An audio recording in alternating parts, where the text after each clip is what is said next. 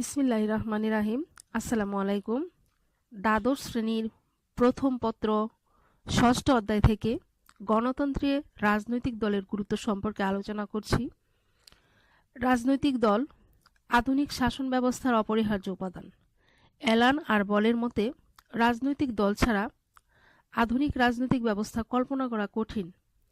আধুনিক প্রতিনিধিত্বমূলক গণতন্ত্রের মূল ভিত্তি হল রাজনৈতিক দল।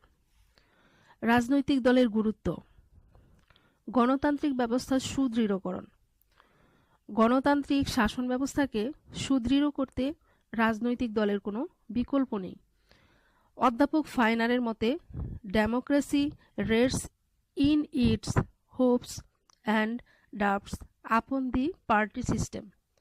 দেয়ার lies political centre of gravity.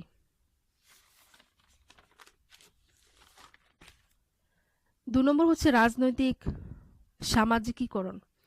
গণতন্ত্রের সাফল্যের অন্যতম পূর্বশর্ত হচ্ছে সুনাগরিক, কিন্তু নির্লিপ্ততা, স্বার্থপরতা প্রভৃতি সুনাগরিকতার পথে বাধার সৃষ্টি করে।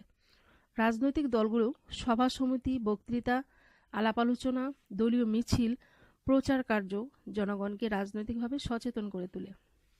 3 নম্বর সরকারের সফলতা। আধুনিক গণতান্ত্রিক রাষ্ট্রে রাজনৈতিক দল সরকারের সফলতা অর্জনে ভূমিকা পালন করে। রাজনৈতিক দল দায়িত্বশীলতার সাথে কাজ করলে সরকারের গ্রহণযোগ্যতা ও স্বীকৃতি বৃদ্ধি পায়। 4 নম্বর সুশাসন প্রতিষ্ঠা। সুশাসন প্রতিষ্ঠায় রাজনৈতিক দল সক্রিয় ভূমিকা রাখে।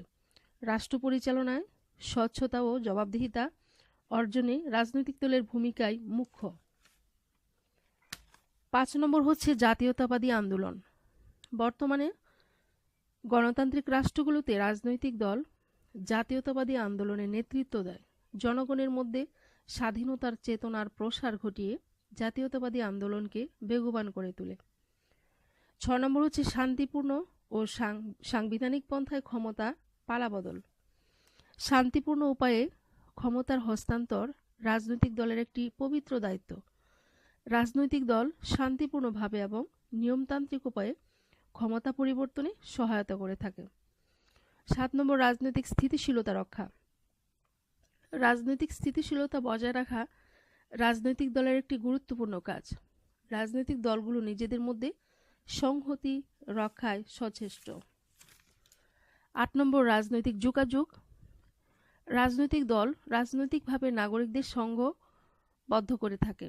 গণতান্ত্রিক দলসমূহ জনসমাবেশ, বিক্ষোভ মিছিল এগুলোর মাধ্যমে জনগণকে সংঘবদ্ধ করে রাজনৈতিক যোগাযোগ স্থাপন করে থাকে। 9 নম্বর হচ্ছে স্বার্থের একত্রীকরণ। গণতান্ত্রিক শাসন ব্যবস্থায় বিভিন্ন প্রকার স্বার্থান্বেষী গোষ্ঠী রাজনৈতিক দলগুলোর মাধ্যমে নিজেদের দাবি সরকারের নিকট তুলে ধরে। এভাবেই রাজনৈতিক দল স্বার্থের একত্রীকরণে সাহায্য করে। 10 নম্বর হচ্ছে অর্থনৈতিক কার্যাবলী। দলীয় কার্যাবলী প্রচারের জন্য অর্থের প্রয়োজন। দল বিভিন্ন উৎস থেকে চাঁদা সংগ্রহ করে তহবিল গঠন করে। পরিশেষে বলা যায়, আধুনিক গণতান্ত্রিক রাষ্ট্রে রাজনৈতিক দলের কার্যাবলী ব্যাপক এবং বহুমুখী। আমরা পরবর্তী ক্লাসে অন্য একটা বিষয় নিয়ে আলোচনা করব। আজকে এই পর্যন্তই। আল্লাহ হাফেজ।